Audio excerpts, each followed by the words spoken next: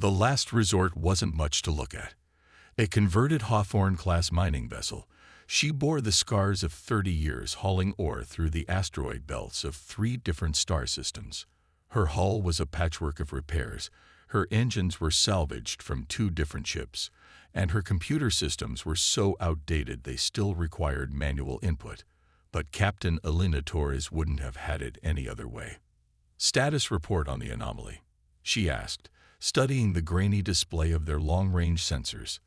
The small mining crew had picked up an unusual energy signature 3 days ago, while surveying the Epsilon Eridani belt for rare earth metals. "Still can't make sense of it, Cap," replied Dr. Maya Chen from her station.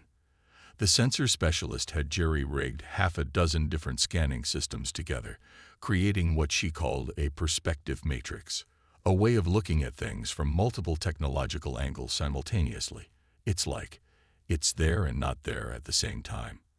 Our old quantum sensors can't lock onto it, but the primitive radio array is picking up something. That was exactly why Elena had kept the ancient radio equipment when everyone else had upgraded to pure quantum communications.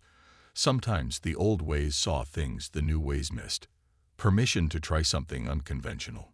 Maya asked, already pulling tools from her ever-present repair kit. Elena smiled. On the last resort, unconventional was practically their standard operating procedure. "Granted. Just try not to blow up the sensor array this time." "That was one time," Maya protested, but she was grinning as she started connecting cables that were never meant to work together. "I'm going to route our quantum sensor feed through the radio array's analog processor. It won't be pretty, but it might give us a different perspective." The bridge fell silent except for the ever-present hum of the ship's mismatched engines and the quiet cursing of their engineer, Jake Martins, as he fought to keep them running at peak efficiency. Elena used the time to study the sensor readings again. The anomaly had appeared suddenly, right at the edge of their survey zone. If they'd been using modern equipment, they probably would have missed it entirely. "Got something," Maya announced triumphantly. The main screen flickered to life, showing a ghostly image that seemed to shift and change even as they watched. I think it's a ship, but not like any ship I've ever seen." Elena leaned forward, squinting at the display. The object was perfectly symmetrical, its surface seeming to absorb light rather than reflect it. It was beautiful in an alien way, but something about it set her teeth on edge. "No signs of standard propulsion systems," Maya continued, "no obvious weapons or communication arrays. But there's energy there, Captain. A lot of it." "Try hailing them," Elena ordered. "All frequencies, including the old radio bands." Communications Officer Sarah Wong nodded, her fingers dancing across her vintage keyboard. "Broadcasting now." No rest. The ship suddenly lurched, throwing them all forward in their seats. Warning lights flashed across every console. "What the hell was that?" Elena demanded, steadying herself. "Some kind of energy pulse." Jake's voice crackled over the intercom. "It's trying to interface with our systems. But," he laughed suddenly, "but it can't. Our systems are too old and incompatible." Elena's mind raced. The perfect symmetry of the alien vessel, the sophisticated energy pulse. This wasn't first contact. This was first combat. "All hands, battle stations," she ordered, though on a mining vessel that mostly meant holding on to something sturdy. "Maya, what can you tell me about that pulse?" It's like nothing I've ever seen, Cap. Highly sophisticated. If we had modern quantum systems, it probably would have shut us down instantly. But our old tech..." She shook her head in amazement. "It's too primitive to be affected. The pulse is looking for access points that just don't exist on our systems." Another blast rocked the ship, stronger this time. Through the viewport, Elena watched as the alien vessel seemed to ripple with frustration. "Jake, what's our status?" "Main engines are holding. Barely. Whatever they're hitting us with is trying to establish a technological backdoor, but you can't hack analog systems with quantum protocols.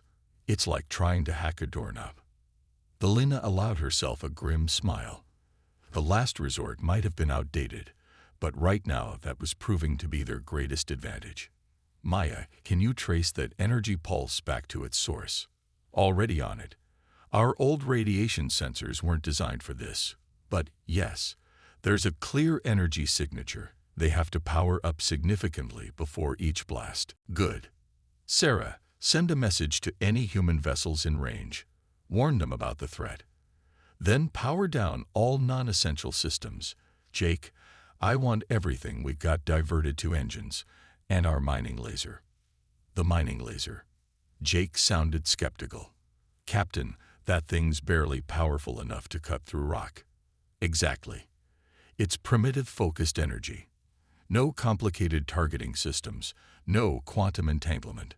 Just raw power. And right now, primitive might be exactly what we need.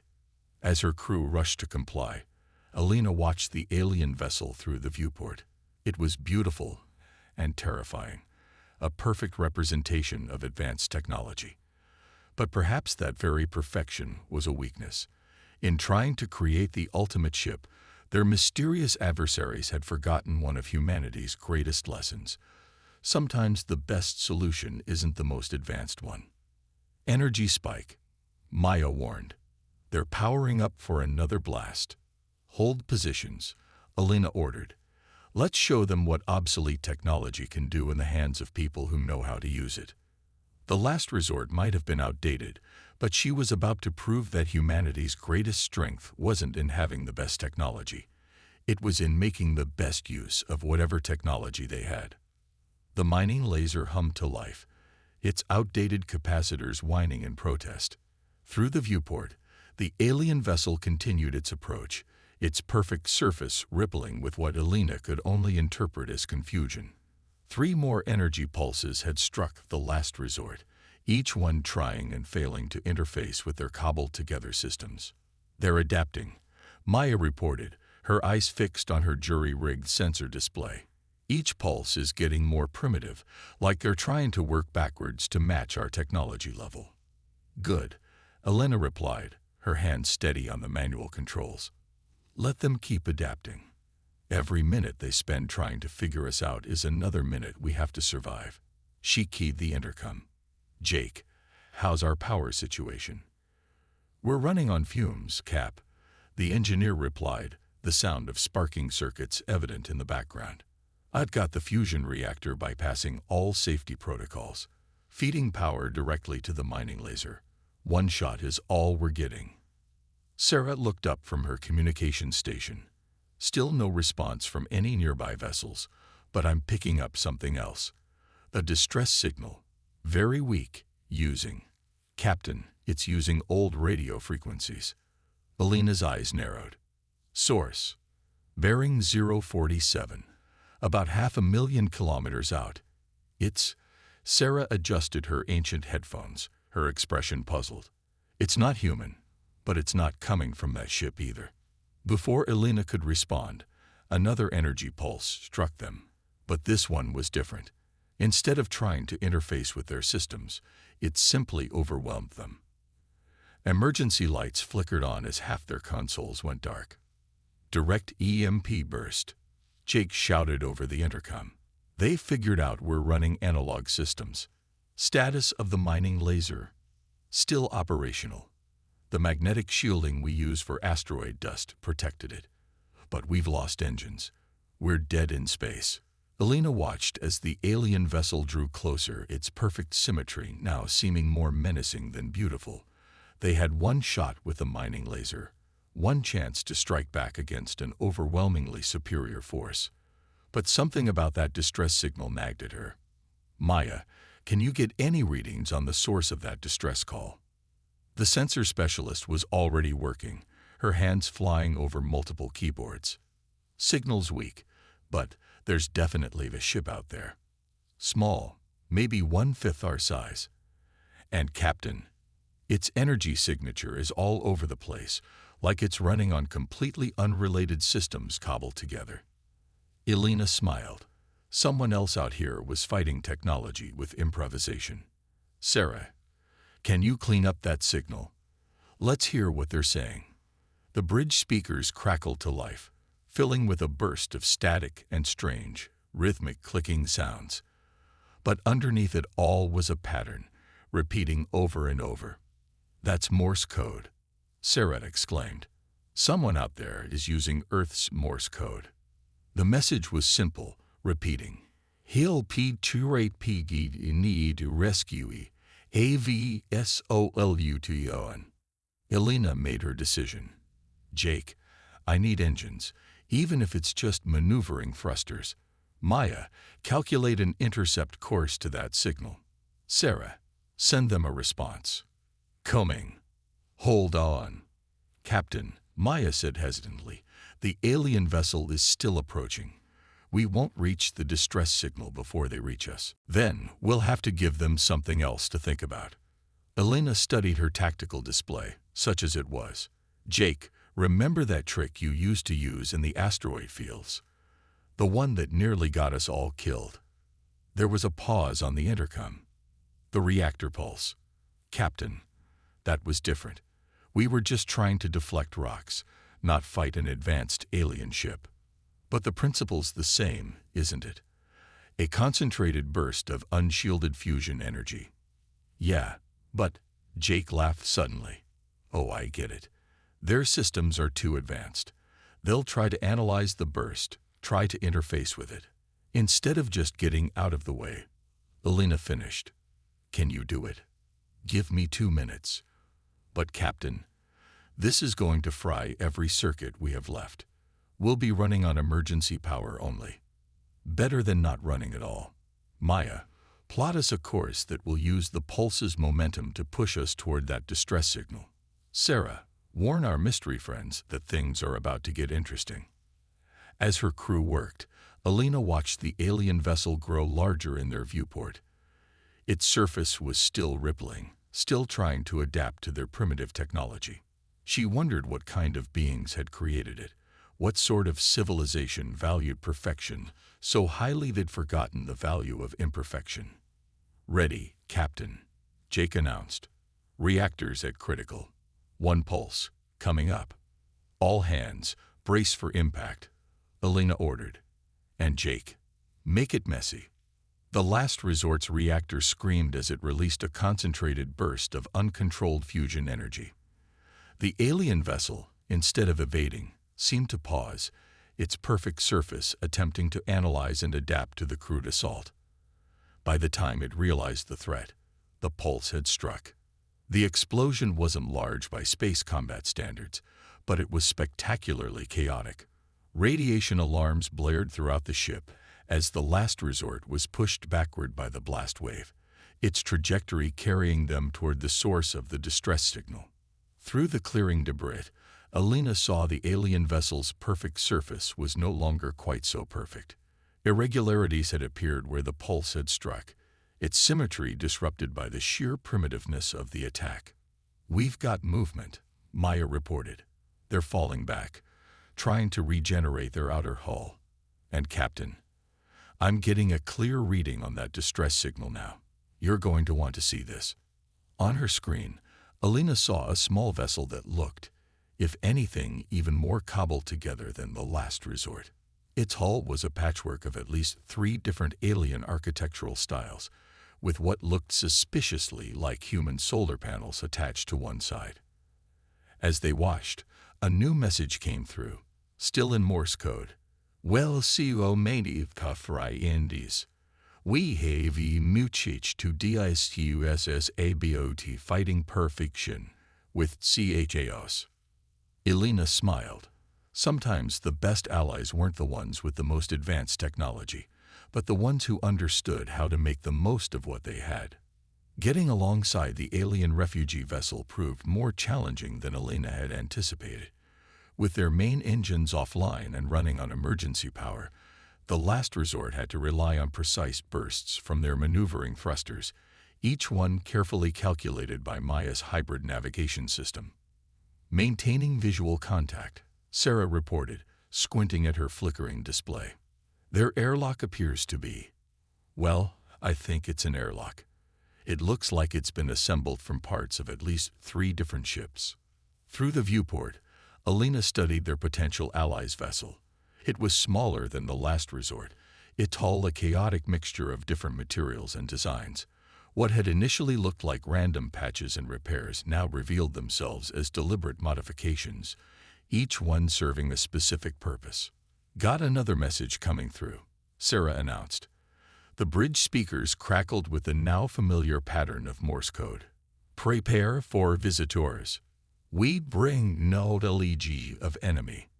"Jake," Alina called over the intercom, "is our airlock still functioning after that reactor pulse?" "Technically," came the reply, accompanied by the sound of tools clattering.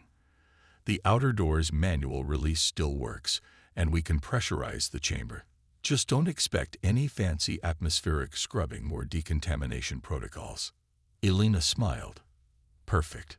Maya, maintain our position. Sarah, signal them that we're ready to receive visitors. Jake, meet me at the airlock. Let's go greet our new friends." The walk to the airlock took longer than usual, with several emergency bulkheads requiring manual operation due to their limited power. When they arrived, Jake was already there, his tool belt jingling as he worked the manual pressurization controls. "Ready when you are, Captain," he reported, wiping grease from his hands. "Though I should mention our artificial gravity is getting spotty. We might have some floating guests." The airlock's ancient mechanism groaned as it cycled, the sound of metal on metal echoing through the ship's corridors. When the inner door finally opened, Alina found herself face to face with two beings unlike any she'd ever seen. The first was tall and spindly, its body covered in what appeared to be a patchwork environmental suit made from mismatched pieces of technology. The second was shorter, more robust, its protective gear seemingly constructed from repurposed mining equipment. The taller being raised an appendage in what was clearly meant to be a greeting. From somewhere within its suit came a series of clicks and whirs, followed by a voice that sounded like it was being produced by several different translation devices working in tandem. "We are grateful for rescue," it said, the words halting but clear. "I am Zix, and my companion is Reth. We are survivors of the perfect ones." "Captain Elena Torres," she replied, gesturing to Jake. "And this is my chief engineer. Welcome aboard the last resort. Though I should warn you, we're running on minimal power after our encounter with your perfect ones." Reth made a sound that might have been a laugh, the translation coming through in bursts. "Perfect ones. Yes. They seek perfection in all things. Cannot tolerate imperfection. Cannot understand adaptation. They destroyed our civilization," Zix added, its translator producing clearer speech now. "Because we refuse to upgrade, to standardize, to become perfect. We were too diverse, too chaotic for their understanding." A sudden shudder ran through the ship, causing them all to grab for handholds. Jake checked a nearby console, his expression grim. "Captain, we've got problems. That reactor pulse did more damage than we thought. Core containment is failing, and our jury-rigged repairs aren't holding." Another tremor shook the ship, stronger this time. Elena keyed her communicator. "Maya, status report." "The alien vessel is returning," came the response, broken by static. "And Captain, it's change. The damaged section we hit, it's not just regenerating, it's evolving, adapting to prevent the same kind of attack from working twice." Reth stepped forward, its environmental suit whirring as it moved. "Must act quickly. We bring solution, way to fight perfect ones, but need your help, your human creativity. We've developed a weapon," Zix explained, producing what looked like a cobbled-together device from its suit. "But our methods, our thinking, too predictable. Need human chaos, human improvisation." Jake studied the device, his engineer's eyes lighting up with interest. "This is incredible. It's like someone took quantum technology and deliberately made it imperfect. The calculations are almost random, but there's a pattern to the randomness." Another violent shake threw them all against the walls. Warning klaxons began blaring throughout the ship. Multiple system failures. Maya's voice crackled over the comm. Core containment down to 15%. We got maybe 10 minutes before total breakdown. Elena looked at their alien visitors, then at Jake, who was still examining the device with professional fascination. They had a failing ship, a mysterious weapon that might not work, and an enemy that was learning from every encounter. The situation was impossible, chaotic, and completely out of control. In other words, it was exactly the kind of situation humans excelled at. Jake, how quickly can you integrate their device with our systems? The engineer grinned. You mean our barely functioning, completely unstable, ready to explode systems? Give me 5 minutes. I'll tie it directly into the core containment unit. You want to channel an alien weapon through our failing reactor? Elena asked, already knowing the answer. Well, if we're going to have a containment breach anyway. Jake shrugged. Might as well make it count. Zix and Reth exchanged what might have been concerned looks through their helmets. This is not planned approach, Zix said carefully. Welcome to human engineering, Elena replied, already heading back toward the bridge. Jake, make it happen. Our new friends can help you with the integration. Maya, Sarah, prepare for emergency core ejection on my mark. If we're going to go down, we're taking that perfect ship with us. As she hurried through the corridors of her dying ship, Elena couldn't help but smile. The perfect ones had sought to eliminate chaos and imperfection from the galaxy. Instead, they'd brought together the most imperfect crew imaginable, in the most unstable ship possible, at exactly the right moment. Sometimes, she thought, the universe had a sense of humor after all. The bridge of the last resort had never been particularly orderly, but now it was a scene of controlled chaos. Maya worked furiously at her sensor station, coordinating with Jake as he integrated the alien device into their failing reactor core. Sarah monitored their deteriorating systems while maintaining contact with Zix and Reth's vessel, and Elena watched as the Perfect One ship grew larger in their viewport, its surface now a shifting maze of adaptive armor. Core containment at 8%, Maya reported, her voice steady despite the situation. Jake's modifications are actually making it less stable, if that's possible. Good, Elena replied, studying the tactical display. The alien vessel had changed its approach pattern, moving more erratically as if attempting to mimic their own unpredictability. They're learning, adapting to our chaos, but they're doing it perfectly. Zix's voice crackled over the intercom from engineering. Perfect ones cannot truly understand chaos. They can only approximate it through patterns. This is their weakness. Core containment at 6%, Maya announced. Another tremor shook the ship, sending loose tools floating in the failing artificial gravity. Jake, Elena called. Status on the integration. Almost there. His voice was strained but excited. You know how we've been running our reactor basically as a controlled explosion. Well, we're about to make it an uncontrolled explosion, but with purpose. Zix and Reth's device. It's not really a weapon. It's more like a chaos amplifier. Explain. The Perfect One's technology works on absolute precision, quantum-level calculations that have to be exactly right. This device introduces deliberate errors into those calculations, but random ones, unpredictable ones. And you're feeding that through our reactor core? Elena asked, already seeing where this was going. Better. Jake laughed, the slightly manic sound of an engineer with nothing left to lose. I'm using our reactor's instability to power it. The more unstable we get, the more chaos we can generate. When the core finally breaches, we'll create a wave of pure chaos, Reth's translated voice finished. Mathematical uncertainty on a quantum scale. The Perfect One ship was close now, its surface rippling with complex patterns as it analyzed their failing vessel. Energy readings showed it was charging weapons, preparing to finish them off. They're scanning us, Maya reported, trying to predict where our systems will fail first, probably to optimize their attack. Elena smiled grimly. That's their mistake. They think our system's failing is a weakness. Jake, how long until we can initiate? Core's at 4%. 2 minutes, maybe less.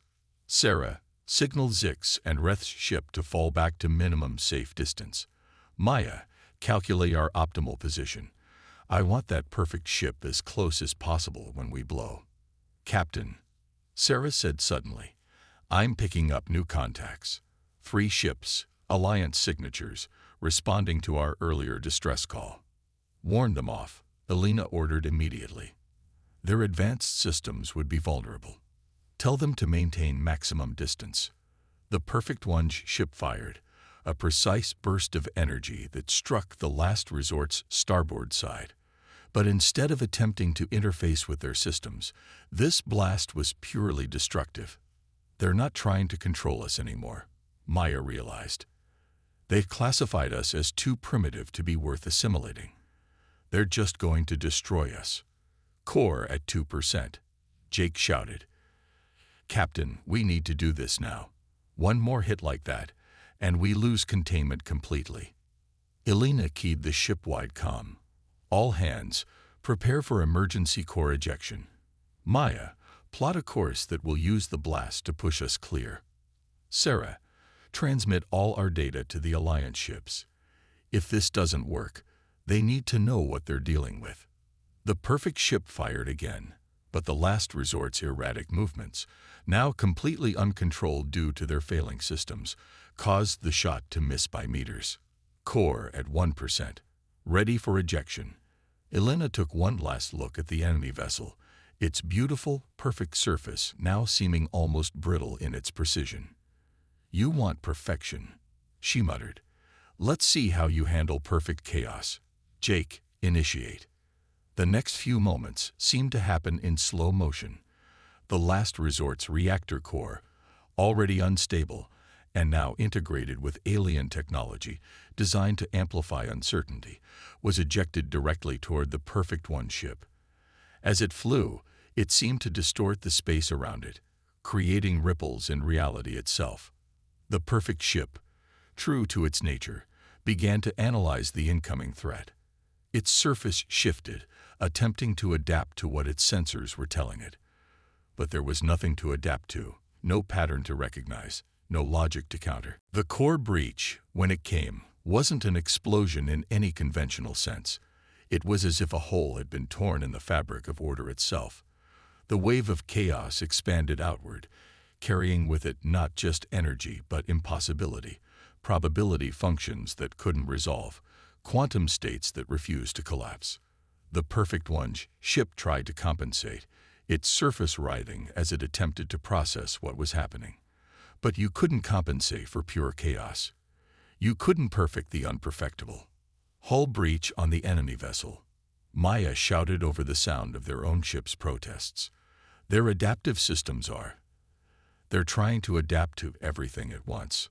Through the viewport, they watched as the perfect ship began to break apart, not from any physical damage, but from its own attempts to maintain perfection in the face of ultimate chaos. Its surface, once flawless, fractured into 1,000 imperfect pieces. All hands, brace for impact. Elena ordered as the wave of chaos reached them. But the Last Resort, with its mismatched systems and jury-rigged repairs, weathered the storm. There was nothing left to disrupt, no perfect systems to overwhelm. As the energy dissipated, Elena looked at her crew, human ingenuity and alien insight working together, turning their very imperfections into strength. Status report. We're alive, Maya said, sounding almost surprised. Running on emergency power, most systems offline. But we're alive. The Perfect One ship. Completely destroyed. Their own adaptations tore them apart when they couldn't find a pattern to follow. Elena nodded, watching the debris field that had once been the most advanced vessel they'd ever encountered. Sarah, signal the Alliance ships. Tell them it's safe to approach, and get me a channel to our new friends. I think the galaxy needs to hear about how imperfection just saved us all. Recovery operations around the Last Resort were a study in contrasts. Sleek Alliance rescue vessels hovered nearby, their crews clearly uncomfortable with how close they had to get to the battered mining ship. Meanwhile, Zix and Reth's small craft had docked directly with them, the aliens helping Jake jury-rig enough systems to keep them operational until proper repairs could be made. Another engineering team requesting permission to board, Sarah reported, amusement clear in her voice. They want to assess the structural integrity of our hull. Tell them the same thing we told the last 3 teams, Elena replied, watching as Jake and Reth worked on restoring power to the port side stabilizers. We'll accept help, but the last resort stays exactly as she is. Patches, modifications, and all. The aftermath of their battle with the Perfect Ones had drawn more attention than Elena had ever wanted. Alliance military vessels were still scouring the debris field, their advanced sensors trying to make sense of what remained. Scientific research ships hovered at the edge of the system, studying the lingering effects of their chaos wave. Message from Alliance Command, Sarah announced. Priority 1. Elena sighed.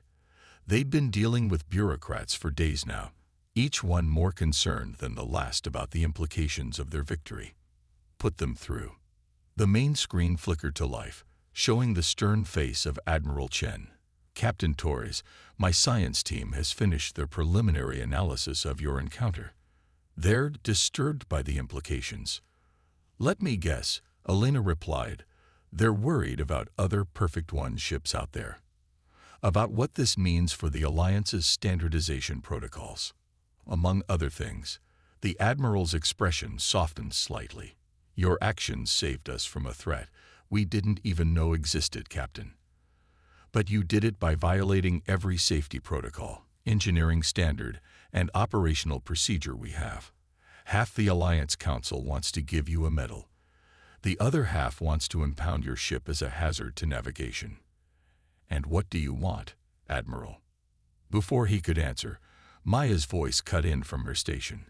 Captain, you need to see this. We're picking up similar energy signatures to the Perfect One ship. Multiple contacts at the edge of our sensor range. The Admiral's face paled. Our quantum arrays aren't detecting anything. They wouldn't, came Zix's voice as the alien entered the bridge, its patchwork environmental suit wearing. Perfect Ones hide in quantum perfection.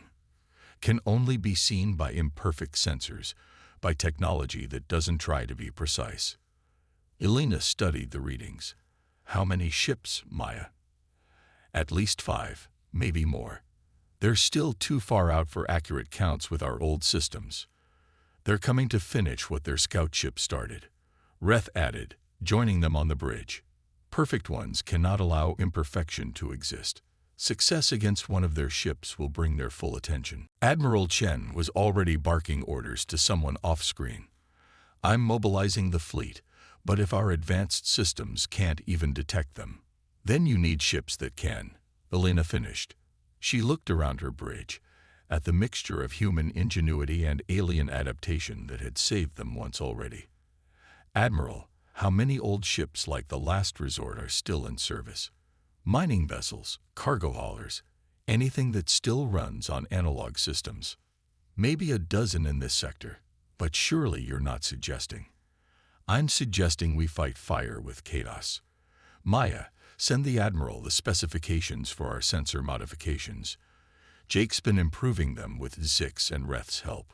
Sarah, contact every independent captain you can reach. Tell them if they've got outdated equipment and a crew that knows how to use it, we need them.